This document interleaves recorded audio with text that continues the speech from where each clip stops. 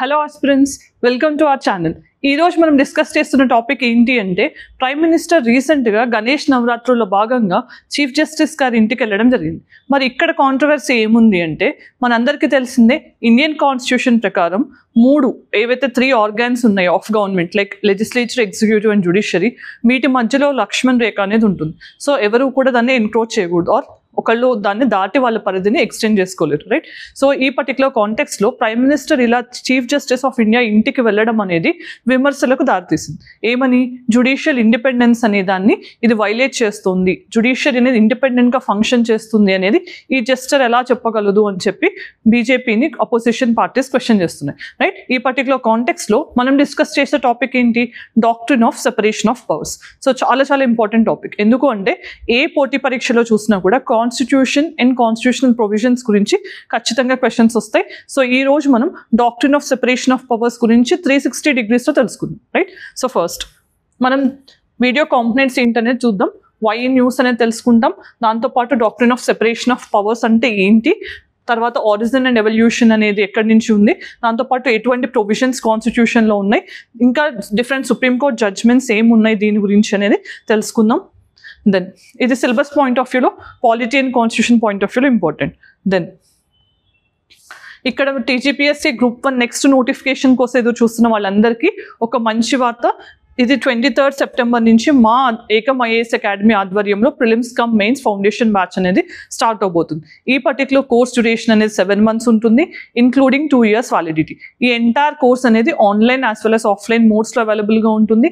ఈ కోర్స్ మొత్తం కూడా మీకు స్టడీ మెటీరియల్, టెస్ట్ సిరీస్తో పాటు ఇంక్లూడ్ అవ్వడం జరిగింది. ఈ పర్టికులర్ కోర్స్లో మీకు 1-to-1 మెంటర్షిప్ అనేది ఉంటుంది, value added material like current affairs అన్నీ కూడా ప్రొవైడ్ చేయడం జరుగుతుంది, రైట్?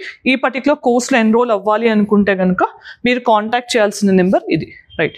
దెన్ సో మనం వై న్యూస్ అనేది తెలుసుకున్నాం ఆల్రెడీ. చీఫ్ జస్టిస్ గారి ఇంటికి ప్రైమ్ మినిస్టర్ వెళ్ళడం అనేది ఇదంతా కూడా కాంట్రవర్సీకి దారితీస్తుంది. సో అది బ్రీఫ్ కాంటెక్స్ట్. మరి ఇప్పుడు అర్థం చేసుకోవాల్సిన doctrine of separation of powers ఏంటి అని.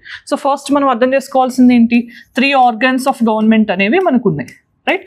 సో 3 organs ఆఫ్ గవర్నమెంట్ ఏంటవి?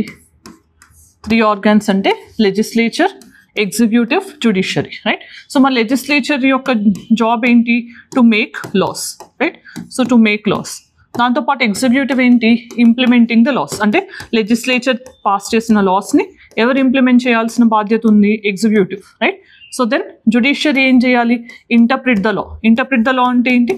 అది రాజ్యాంగబద్ధంగా ఉందా లేదా అనేది ఎవరు ఇంటర్ప్రిట్ చేస్తారో? జ్యుడిషియరీ. సో ఇలా మనకి 3 organs ఉన్నాయి. 3 organsకి కూడా సెపరేషన్ ఆఫ్ పవర్ అనేది ఉందంటే వీళ్ళ పరిధిలో మాత్రమే వాళ్ళ పవర్ని వాళ్ళు యూజ్ చేయగలరు. దీన్ని మనం doctrine of separation of powers అంటాం. అంటే వీళ్ళ పరిధి దాటి వాళ్ళు వాళ్ళ పవర్స్ని కన్ఫైన్ చేసుకుని ఎక్సర్సైజ్ చేయాల్సి ఉంటుంది, అంతేకాని పరిధి దాటి వాళ్ళు ఆ పవర్స్ అనే వాటిని యూజ్ చేయలేరు. సో ఇది డాక్ట్రిన్ ఆఫ్ పవర్స్. మరి ఇది ఎందుకు కల్పించాలి? దాని ఆవశ్యకత ఏంటి అంటే కనుక మనకి ఫస్ట్ థింగ్ ఆర్బిట్రరీ గవర్నమెంట్స్ అనేవి ఉండకుండా చూసుకోవడానికి. ఆర్బిట్రరీ గవర్నమెంట్స్ అంటే ఇలాంటి చెక్స్ అండ్ బ్యాలెన్సెస్ లేకపోతే ఏమవుతుంది? గవర్నమెంట్స్ అనేవి ఫుల్లీ అథారిటేరియన్ అయిపోయే ఛాన్స్ ఉంటుంది. సో ఇది ఒక చెక్స్ అండ్ బ్యాలెన్స్ మెకానిజం అని చెప్పొచ్చు. అలానే రైట్స్ ఆఫ్ ద ఇండివిజువల్ని ప్రొటెక్ట్ చేయడానికి స్టేట్ విషయంలో rights of individual, so individuals యొక్క రైట్స్ని ప్రొటెక్ట్ చేయడానికి కూడా ఇది హెల్ప్ చేస్తుంది. దాంతోపాటు మిస్యూజ్ ఆఫ్ పవర్ అనేది అవ్వకుండా కూడా ఈ doctrine of separation of powers అనేది హెల్ప్ చేస్తుంది. సో మిస్యూజ్ ఆఫ్ పవర్ అనేది అవ్వకుండా, రైట్? సో ఇవన్నీ కూడా డాక్ట్రిన్ ఆఫ్ సెపరేషన్ ఆఫ్ పవర్కి ఉన్న advantages and main things. Then మరి ఆరిజిన్ అండ్ ఎవల్యూషన్ విషయానికి వస్తే అసలు మరి కాన్సెప్ట్ ఎప్పటి నుంచి ఉంది మనకి అనేది తెలుసుకుందాం. సో ఫస్ట్ దీన్ని ఇచ్చింది ఎవరు? ఫ్రెంచ్ ఫిలాసఫర్ ఆర్ థింకర్ మాంటెస్క్ అనమాట.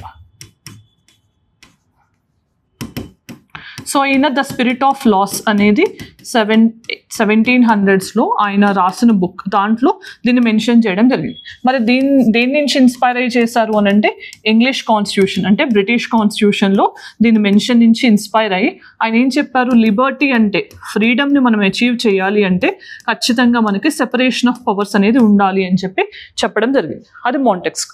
తర్వాత యుఎస్ కాన్స్టిట్యూషన్ అనేది ఫస్ట్ కాన్స్టిట్యూషన్ అన్నమాట. ప్రపంచం మొత్తంలో కూడా ఈ డాక్ట్రిన్ ఆఫ్ సెపరేషన్ ఆఫ్ పవర్స్ని ఇంప్లిమెంట్ చేసిన ఫస్ట్ కాన్స్టిట్యూషన్. దాంట్లో మనకి ఆర్టికల్ 1 నుంచి ఆర్టికల్ 2, 3 వీటన్నిటి గురించి చూస్తే కనుక ఇవన్నీ కూడా సెపరేషన్ ఆఫ్ పవర్స్ని హైలైట్ చేస్తాయి, రైట్. దెన్ మరి మన ఇండియన్ కాన్స్టిట్యూషన్లో ఏం జరిగింది అని అంటే కాన్స్టిట్యూయెంట్ అసెంబ్లీలో కూడా మనం సెపరేషన్ ఆఫ్ పవర్స్ ఇవ్వాలా లేదా అన్న దాని గురించి చాలా డిబేట్ జరిగినప్పుడు మన కాన్స్టిట్యూషనల్ ఫేమస్ అందరూ కూడా ఈ సెపరేషన్ ఆఫ్ పవర్స్ అనే దాన్ని డైరెక్టివ్ ప్రిన్సిపల్ ఆఫ్ స్టేట్ పాలసీగా ఇవ్వాల్సి ఉంటుంది అని చెప్పి డిసైడ్ చేయడంతో మనకి ఆర్టికల్ 50 ఇన్ ఇండియన్ కాన్స్టిట్యూషన్ ఒక డైరెక్టివ్ ప్రిన్సిపల్, ఆదేశిక సూత్రం అనమాట, దీన్ని ఇన్కల్కేట్ చేయడం జరిగింది. మరి ఆర్టికల్ 50 ఏం చెప్తుంది? Separation of executive from judiciary or separation of judiciary from executive. Okay, so మనం ఎగ్జిక్యూటివ్ అండ్ జుడిషియరీని సెపరేట్ చేయాల్సిన నీడ్ అనేది ఆర్టికల్ 50 హైలైట్ చేస్తుంది. మరి ఇది మనకి 3 కేటగిరీస్ అనేవి ఉన్నాయి కదా డైరెక్టివ్ ప్రిన్సిపల్స్లో. ఇది ఏ కేటగిరీలోకి వస్తుందని తెలిస్తే కనుక ఆన్సర్ కామెంట్ సెక్షన్లో చెప్పండి, రైట్. సో ఇది దెన్ ఇక్కడ మనకు ఉన్న కాన్స్టిట్యూషనల్ ప్రొవిజన్స్ ఏంటి, ఎటువంటి ప్రొవిజన్స్ ఉన్నాయంటే ఇక్కడ మనం 3 ఏవైతే ఉన్నాయో 3కి సంబంధించిన అంటే లెజిస్లేచర్, ఎగ్జిక్యూటివ్, జుడిషియరీ మధ్యలో సెపరేషన్ ఆఫ్ పవర్స్ అనేది ఎలా ఉంది, దాంతోపాటు ఒక్కొక్కసారి ఫంక్షనల్ ఓవర్లాప్ అనేది ఎలా జరుగుతుంది అనేది కూడా తెలుసుకుందాం. సో ఫస్ట్ మనం తెలుసుకోవాల్సింది లెజిస్లేచర్కి అండ్ ఎగ్జిక్యూటివ్. సో వీళ్ళిద్దరికి సెపరేషన్ ఆఫ్ పవర్స్ అనేది ఎటువంటి ప్రొవిజన్స్లో ఉంది అనేది తెలుసుకుందాం, రైట్. సో ఫస్ట్ థింగ్ ఏంటి, మనకి లెజిస్లేచర్ అనేది పార్లమెంట్ ఆఫ్ ఇండియా మనకి ఆర్టికల్ 78లో మెన్షన్ చేస్తుంది, రైట్. 78 నుంచి. దాని తర్వాత ఎగ్జిక్యూటివ్ అనేది మనకి ఆర్టికల్ 53 నుంచి మనకి ఎగ్జిక్యూటివ్ అనే కాన్సెప్ట్ మెన్షన్ చేస్తుంది, రైట్. సో ఇలా మనకి డిఫరెంట్ రోల్స్ అనేవి కాన్స్టిట్యూషన్ ఇచ్చింది. మనం ఇక్కడ మరి వీళ్ళకి ఓవర్లాప్ అనేది ఎలా జరుగుతుంది అని చూస్తే కనుక మెయిన్గా ఓవర్లాప్ అనేది ఎలా జరుగుతుంది, ఫస్ట్ వన్ డెలిగేటెడ్ లెజిస్లేషన్ అని చెప్పుకోవచ్చు. మరి డెలిగేటెడ్ లెజిస్లేషన్ అంటే ఏంటి? జనరల్గా నేను ఇందాక ఏం చెప్పాను మీకు, పార్లమెంట్ యొక్క జాబ్ ఏంటి, లా మేకింగ్ అనేది. మరి పార్లమెంటే నిజంగా లాస్ని ప్రిపేర్ చేస్తుంది. అందుకే మనకి డ్రాఫ్ట్ ఎవరు ప్రిపేర్ చేస్తున్నారు, క్యాబినెట్ ఎగ్జిక్యూటివ్ ప్రిపేర్ చేసి దాన్ని పార్లమెంట్లో టేబుల్ చేస్తున్నారు. పార్లమెంట్ దాన్ని కన్సిడర్ చేసి కొన్ని సజెషన్స్, అమెండ్మెంట్స్ సజెస్ట్ చేస్తే దాన్ని వాళ్ళు కన్సిడర్ చేసి పార్లమెంట్ అంటే కావాలి అనుకుంటే కనుక పాస్ చేస్తున్నారు, లేదంటే అదే ఫామ్లో బిల్ని పాస్ చేస్తున్నారు. దాన్ని డెలిగేటెడ్ లెజిస్లేషన్ అంటాం. అంటే జనరల్గా పార్లమెంట్ పాస్ చేయాల్సిన అంటే ఇనిషియేషన్ అనేది పార్లమెంట్ నుంచి రావాలి. కానీ పార్లమెంట్కి టైం లేకపోవడము, ఎక్స్పర్టైజ్ లేకపోవడం వల్ల ఏం జరుగుతుంది, ఎగ్జిక్యూటివే డ్రాఫ్ట్ ప్రిపేర్ చేసి పార్లమెంట్లో ఇంట్రడ్యూస్ చేయడం జరుగుతుంది. దాన్ని ఏమంటాం, ఇక్కడ పార్లమెంట్ యొక్క లా మేకింగ్ పవర్ అనే దాన్ని ఎగ్జిక్యూటివ్ డెలిగేట్ చేయడం వల్ల డెలిగేటెడ్ లెజిస్లేషన్ అంటున్నాం. సో ఇది ఒకటి, రైట్. సో దెన్ మనకి ఆర్టికల్ 123 ప్రకారం ఆర్డినెన్స్ మేకింగ్ పవర్ అనేది ఉంది కదా. ఆర్డినెన్స్ అంటే ఏంటి, ఒక టెంపరీ లా, రైట్. సో ఎప్పుడైతే మనకి హౌసెస్, ఒక్క హౌస్ కానీ 2 హౌసెస్ కానీ సెషన్లో ఉండవో అప్పుడు మనం ఆర్డినెన్స్ ఇష్యూ చేస్తాం, president of India, right. So 213 ఏమో గవర్నర్స్కి. మరి వీళ్ళిద్దరూ ఎవరు, మనకి ఇక్కడ ప్రెసిడెంట్ కానీ గవర్నర్ కానీ ఎగ్జిక్యూటివ్స్ కదా. మరి లా మేకింగ్ అనేది పార్లమెంట్ చేతిలో, లెజిస్లేచర్ చేతిలో ఉన్నప్పుడు వీళ్ళు టెంపరీ లాస్ నేను ఇష్యూ చేస్తున్నారు అంటే దెర్ ఇస్ సంథింగ్ ఓవర్లాప్ కదా. సో దాన్ని కూడా మనం ఒక ఓవర్లాప్గా చెప్పొచ్చు. అంటే ఇక్కడ సెపరేషన్ ఆఫ్ పవర్స్ అనేది ఎలా మెన్షన్ చేస్తుందో but at the same time మనకు ఓవర్లాప్ అనేది కూడా అలా ఉంది. దీంతో పాటు మనం గుర్తుపెట్టుకోవాల్సింది ఏంటి, మనం ఆర్టికల్ 75 కింద పార్లమెంటరీ ఫార్మ్ ఆఫ్ గవర్నమెంట్, ఇది 75, ఓకే.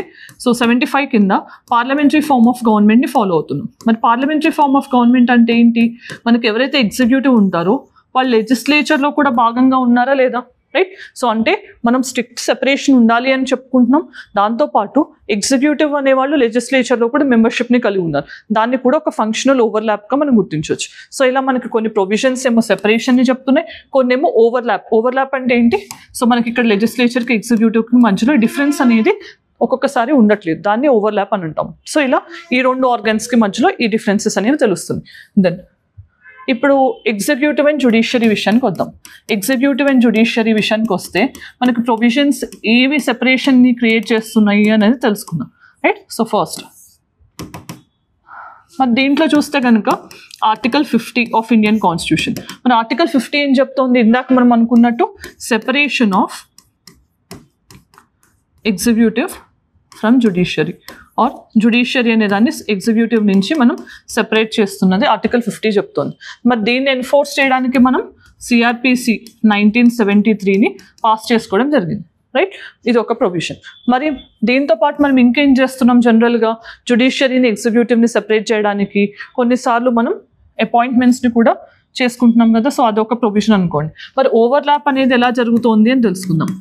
అంటే ఈ రెండింటి మధ్యలో ఉన్న లైన్ ఆఫ్ డిఫరెన్స్ అనేది ఒక్కొక్కసారి ఎప్పుడు తగ్గుతోంది అంటే, ఫస్ట్ థింగ్ మనకి ఎప్పుడు అంటే ఆర్టికల్ 72 ప్రెసిడెంట్కి క్లెమెన్సీ పవర్స్ అంటే మెర్సీ పిటిషన్స్ ఉంటున్నాయి కదా, సో ప్రెసిడెంట్ ఎగ్జిక్యూటివ్లో పార్ట్. మరి ఈయనకి మెర్సీ పిటిషన్స్ ఎప్పుడు ఇచ్చే ఛాన్స్ ఉంటుంది, ఎప్పుడైతే సుప్రీంకోర్టు జడ్జ్మెంట్తో మనం సాటిస్ఫై అవ్వమో అప్పుడు ఒక రే ఆఫ్ హోప్ కింద ప్రెసిడెంట్ని మెర్సీ అడగవచ్చు, క్షమాభిక్ష. సో ఇది కూడా ఒక ఓవర్లాపే కదా, అంటే జనరల్గా జ్యుడిషియరీ చేయాల్సిన పని ఒక్కొక్కసారి ప్రెసిడెంట్ చేయడం, అది కూడా ఒక ఓవర్లాప్. దాంతోపాటు ఆర్టికల్ 361 అనేది ఉంది మనకి. ఆర్టికల్ 361 ఏం చెప్తోంది, మరి గవర్నర్స్కి అండ్ ప్రెసిడెంట్స్కి ఇమ్యూనిటీ అనేది ఉంటుంది. దేని నుంచి, జ్యుడిషియల్ స్క్రూటినీ నుంచి, అంటే వాళ్ళ ఆఫీస్లో ఉన్నంత వరకు కూడా వాళ్ళకి ఈ ఇమ్యూనిటీ అనేది వర్తిస్తుంది. సో ఇది కూడా ఒక సిగ్నిఫికెంట్ ఓవర్లాప్గా మనం చెప్పుకోవచ్చు, రైట్. దెన్ మనం జనరల్గా ఎలక్షన్స్ టైంలో చూస్తే డిస్ట్రిక్ట్కి సంబంధించి రిటర్నింగ్ ఆఫీసర్గా ఎవరు ఉంటారు, డిస్ట్రిక్ట్ మ్యాజిస్ట్రేట్ మనకి జనరల్గా రిటర్నింగ్ ఆఫీసర్గా ఉంటారనమాట ఒక డిస్ట్రిక్ట్లో.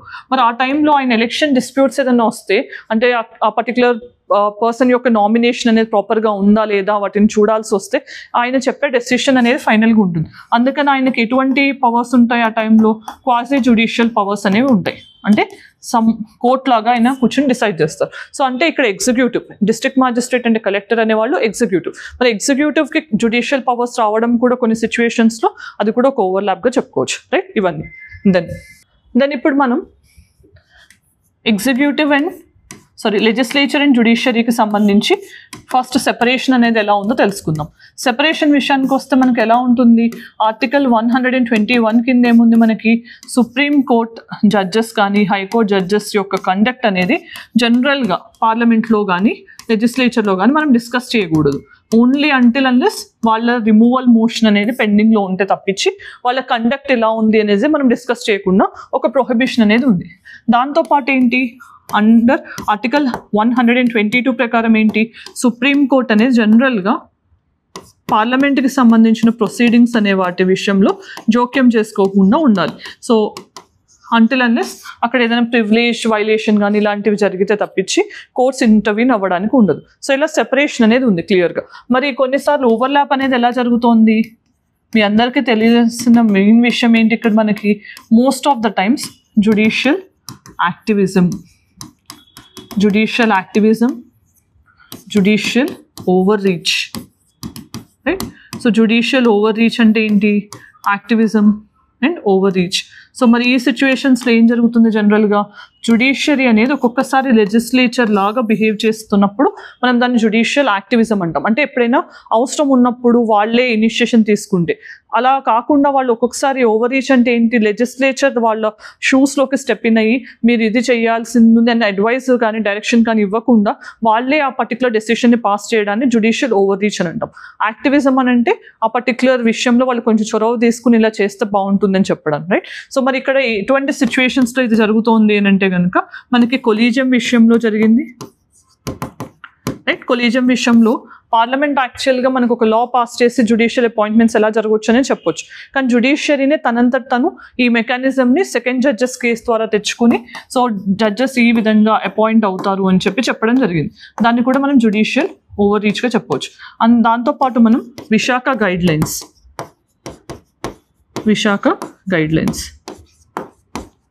సో ఇది కూడా మనం చెప్పుకోవచ్చు. ఇది దేని గురించో తెలిసిందే కదా మీకు, sexual harassment at work place, దీన్ని పాష్ యాక్ట్ అని కూడా అంటాం, POSH 2013. సో ఇది కూడా ఒక జ్యుడిషియల్ ఓవర్ రీచ్కి ఎగ్జాంపుల్. సో ఇవన్నీ కూడా మనం ఎప్పుడైతే 3 ఆర్గాన్స్ మధ్యలో సెపరేషన్ ఆఫ్ పవర్స్ ఎలా ఉంది, దాంతోపాటు ఓవర్లాప్ అనేది ఎలా ఉంది అనేది తెలుసుకున్నది, రైట్. నౌ సో మనకి డిఫరెంట్ సుప్రీంకోర్టు కేసెస్ ఏంటి ఈ పర్టికులర్ కాంటెక్స్లో చూస్తే, first Ramjawaya Kapur versus state of Punjab case. మరి ఈ పర్టికులర్ కేసులో సుప్రీంకోర్టు ఏం చెప్పింది అని అంటే, మనకి లెజిస్లేచర్, ఎగ్జిక్యూటివ్, జ్యుడిషియరీ అండ్ వాళ్ళ మధ్యలో ఆ సెపరేషన్ అనేది ఉంటుంది, కానీ అది రిజిడ్ సెపరేషన్ కాదు. అంటే అది మరీ టైట్ రోప్ ఏమి ఉండదు, సో అది స్ట్రిక్ట్ సెపరేషన్ కాదు, మనకు అంత ఫ్లెక్సిబుల్గానే ఉంటుంది అని చెప్పడం జరిగింది. Then Golaknath versus state of Punjab, ఈ పర్టికులర్ కేసులో సుప్రీంకోర్టు ఏం చెప్పింది, మనకి సెపరేషన్ ఆఫ్ పవర్స్ అనేది సో చాలా చాలా important constitutional ideal. At the same time ఈ సెపరేషన్ ఆఫ్ పవర్స్ అనేది మనకి తర్వాత టైమ్స్లో బేసిక్ స్ట్రక్చర్గా కూడా చెప్పుకోవడం జరిగింది, రైట్. సో ఈ కేసులో కాదు, బట్ స్టిల్ మనకి లేటర్ ఆన్ డిఫరెంట్ కేసెస్లో మనం దాన్ని బేసిక్ స్ట్రక్చర్గా కూడా సుప్రీంకోర్టు ఇంటర్ప్రిట్ చేసింది, ఎస్పెషల్లీ ఈ రాజ్ నరైన్ కేసులో. ఈ రాజ్ నరైన్ కేసులో ఏమైంది మరి అని అంటే, ఇక్కడ ఇందిరాగాంధీ గారి ఎలక్షన్ అనే దాన్ని ఇన్వాలిడేట్ చేయడానికి, రైట్. సో ఆ టైంలో ఎలక్షన్ అనే దాన్ని ఇన్వాలిడేట్ చేయడానికి ఒక కేసు ఫైల్ చేశారు. దేని కింద? 329A కింద ఒక ఆర్టికల్ అనే దాన్ని ఇన్సర్ట్ చేసి కాన్స్టిట్యూషన్లో ఏం చెప్పారు, ప్రైమ్ మినిస్టర్కి సంబంధించిన ఎలక్షన్ ఎప్పుడైనా కూడా జ్యుడిషియల్ రివ్యూని కలిగి ఉండదు, ఇమ్యూనిటీ అనేది ఉంటుంది. అంటే ఆ పర్టికులర్ ఎలక్షన్కి సంబంధించి ఏ డిస్ప్యూట్ వచ్చినా అది జ్యుడిషియల్ రివ్యూ పరిధిలోకి రాదు అని చెప్పడం జరిగింది. మరి దీన్ని ఛాలెంజ్ చేస్తూ కేసుని ఫైల్ చేసినప్పుడు సుప్రీంకోర్టు ఏం చెప్పింది, లేదు, సెపరేషన్ ఆఫ్ పవర్స్. ఎందుకు అంటే మీరు ఎప్పుడైనా కూడా ఎగ్జిక్యూటివ్, రైట్. సో జాబ్ ఏంటి? Implementation of law. మరి జ్యుడిషియరీ రోల్ ఏంటి? Interpretation of law. మరి మేము ఏం చేయాలో ఏం చేయకూడదు, జ్యుడిషియల్ రివ్యూ ఉంటుంది అని ఎలా చెప్పగలరు అని చెప్పి ఇక్కడ సెపరేషన్ ఆఫ్ పవర్స్ అనేది కూడా మనకి బేసిక్ స్ట్రక్చర్ అని చెప్పడం జరిగింది. దెన్ ఈ particular case Kartar Singh versus state of Punjab. మరి ఈ కేసులో ఏం చెప్పారు, ఇక్కడ లెజిస్లేచర్ జాబ్ ఏమో లా మేకింగ్, ఎగ్జిక్యూటివ్ జాబ్ ఏమో implementation, right. So executive job ఏమో ఇంటర్ప్రిటేషన్. సో ఇవన్నీ కూడా వాళ్ళ పరిధిలో జరగాలి, అప్పుడే అది కాన్స్టిట్యూషనలిజం అనే ప్రిన్సిపల్ని మనం ఎడ్హర్ చేస్తున్నట్టు అని చెప్పడం జరిగింది, రైట్. దెన్ మరి ఒక్కొక్కసారి మనం జడ్జ్ మేడ్ లా అని కూడా చూస్తున్నాం, ఆర్ జ్యుడిషియల్ లెజిస్లేషన్ అంటున్నాం. మరి ఇది కూడా సిగ్నిఫికెంట్గా సెపరేషన్ ఆఫ్ పవర్స్ని వైలేట్ చేస్తున్నట్టే. మరి ఈ పర్టికులర్ కాంటెక్స్లో జడ్జ్ మేడ్ లా అనేది ఇప్పటివరకు ఎన్నిసార్లు జరిగింది? ఇందాక మనం మాట్లాడుకుంటున్నట్టు కొలీజియం విషయంలో second judges cases, right. So ఈ పర్టికులర్ 1993 కేసులో జరిగింది. దాని తర్వాత మనకి PUCL versus union of India case 2013 నోటా కేసులో జరిగింది. నన్ ఆఫ్ ద అబౌవ్ని ఇంట్రడ్యూస్ చేసినప్పుడు కూడా, రైట్. అలాంటిదైనా అవసరం ఉంది అని అంటే సుప్రీంకోర్టు పార్లమెంట్ని లా పాస్ చేయమని చెప్పొచ్చు. బట్ పార్లమెంట్లో లా పాస్ అవ్వకుండా జ్యుడిషియరీ తనంతటని నోటా అనే ఆప్షన్ తీసుకురావడం అనేది కూడా జ్యుడిషియల్ ఓవర్ రీచ్గా చెప్పొచ్చు. అలాంటప్పుడు సెపరేషన్ ఆఫ్ పవర్స్ అనేది వైలేట్ అవుతుంది. దాంతోపాటు మనకి యుతనేషియా అనేది కూడా, అంటే కారుణ్య మరణం అనేది అనుకుంటున్నాం కదా రీసెంట్ టైమ్స్లో, మరి దీన్ని కూడా అంటే యుతనేషియా అనే కాన్సెప్ట్ అప్పటి వరకు లేదు. మరి దీన్ని ఎప్పుడు మనం లీగలైజ్ చేసాం? 2011లో. ఎప్పుడు? అరుణా షాబాగ్ కేసులో, రైట్. సో మరి ఈ పర్టికులర్ కేసులో కూడా సుప్రీంకోర్టు యూతనేషియా అనే దాన్ని ఎలో చేస్తున్నాము అని చెప్పి పార్లమెంట్లో ఒక లా పాస్ చేయమని అడగొచ్చు. కానీ అలా చేయకుండా వాళ్ళు ఏం చేశారు, మేమే ఈ పాసివ్ యూతనేషియా అనే దాన్ని లీగలైజ్ చేస్తున్నాము అని చెప్పడం జరిగింది. దీన్ని కూడా judicial activism, judicial over reach పరిధిలోకి తెచ్చుకోవచ్చు. సో ఇది పబ్లిక్ ఇంట్రెస్ట్ లిటిగేషన్ కూడా తర్వాత దారితీసింది మనకి, ఇలా డిఫరెంట్ ఇంటర్ప్రిటేషన్స్ కానీ ఇవన్నీ. సో జ్యుడిషియల్ యాక్టివిజం అని అంటాం మనం, right. So public interest litigation అనేది జ్యుడిషియల్ యాక్టివిజంకి ఎగ్జాంపుల్. మరి ఈ పాసివ్ యూతనేషియా అనేది తర్వాత సుప్రీంకోర్టు ఏం చెప్పింది, right to die with dignity అనేది కూడా ఆర్టికల్ 21లో భాగం కాబట్టి మేము దీన్ని రికగ్నైజ్ చేసామని చెప్పడం జరిగింది. మరి ఇక్కడ పాసివ్ యూతనేషియా అనేది మన ఇండియాలో వాడలేదు, కానీ యాక్టివ్ యూతనేషియా అనేది కాదు, రైట్. సో ఈ రెండింటికి డిఫరెన్స్ అనేది చాలా ఇంపార్టెంట్. మీ ఇన్ఫర్మేషన్ కోసం ఒక చిన్న పాయింట్ ఏంటంటే, పాసివ్ యూతనేషియా అంటే ఎవరైతే రికవర్ అవ్వరు, ట్రీట్మెంట్కి రెస్పాండ్ అవ్వట్లేదు అనిపించిందో వాళ్ళకున్న లైఫ్ సపోర్ట్ సిస్టమ్ని విత్డ్రా చేసుకోవడాన్ని మనం, అంటే వెంటిలేటర్ తీసేయడం అలాంటి వాటిని పాసివ్ యూతనేషియా అంటాం. Voluntary death, right. ఇక్కడ యాక్టివ్ యూతనేషియా అంటే ఏంటి, వాళ్ళు కూడా ట్రీట్మెంట్కి రెస్పాండ్ అవ్వని సిచ్యువేషన్స్లో వాళ్ళకి ఏదైనా ఇంజెక్షన్స్ కానీ లేకపోతే వాళ్ళకి హై డోస్ మెడిసిన్ ఇచ్చి వాళ్ళని చంపేయడాన్ని యాక్టివ్ యూతనేషియా అంటారు. సో ఇండియాలో ఇది లేదు, ఓన్లీ పాసివ్ యూతనేషియా అనేది ఉంది, రైట్. ఇవన్నీ కూడా doctrine of separation of powers అనేది ఇండియన్ కాన్స్టిట్యూషన్ ఎలా ఉంది అని చెప్తున్న అంశాలు. ఇప్పుడు ప్రాక్టీస్ క్వశ్చన్ ఏంటనేది చూద్దాం. సో ఫస్ట్ క్వశ్చన్ చూస్తే, which of the following statements regarding article 50 of Indian constitution are correct? So ఇక్కడ మీకు 3 ఆప్షన్స్ ఉన్నాయి. 3 ఆప్షన్స్లోంచి ఏ ఆప్షన్ కరెక్ట్ అనేది ఆన్సర్ కామెంట్ సెక్షన్లో చెప్పండి. Then mains question, do you think the Constitution of India does not accept the principle of strict separation of powers, rather it is based on the principle of checks and balance? మన అసలు నిజంగా separation of powers అనేది ఉందా, లేకపోతే only checks and balance ని మన constitution కల్పిస్తుందా అనేది క్వశ్చన్లో అడుగుతున్నారు. సో అది అర్థం చేసుకుని డిఫరెంట్ ఎగ్జాంపుల్స్తో పాటు మీరు రాస్తే ఫుల్ మార్క్స్ వచ్చే ఛాన్స్ ఉంటుంది. దెన్ మరి ఈరోజు మనం ఏం డిస్కస్ చేసాం, రీసెంట్గా ప్రధానమంత్రి గారు chief justice of India Chandrachud గారి ఇంటికి వెళ్ళడంతో గణేష్ నవరాత్రుల సందర్భంగా ఆ పర్టికులర్ కాంటెక్స్లో జ్యుడిషియల్ ఇండిపెండెన్స్ అనే దాన్ని క్వశ్చన్ అవ్వడం, ఈ పర్టికులర్ కాన్సెప్ట్ అంతా కూడా సెపరేషన్ ఆఫ్ పవర్స్ అనే దానికి సంబంధించి ఎరైజ్ అయిన తరుణంలో మనం ఈ పర్టికులర్ అంశం సెపరేషన్ ఆఫ్ పవర్స్ అంటే ఏంటి, ఎటువంటి కాన్స్టిట్యూషనల్ ప్రొవిజన్స్ ఉన్నాయి, అది ఒక్కొక్కసారి ఎలా ఓవర్లాప్ అవుతుంది, దీని ఆరిజిన్ అండ్ ఎవల్యూషన్ ఏంటి, డిఫరెంట్ సుప్రీం కోర్ట్ జడ్జ్మెంట్స్ ఏంటి ఈ పర్టికులర్ కాంటెక్స్లో అనేది చూడటం జరిగింది. If you like the video, do let us know in the comment section. Thanks for joining. All the very best.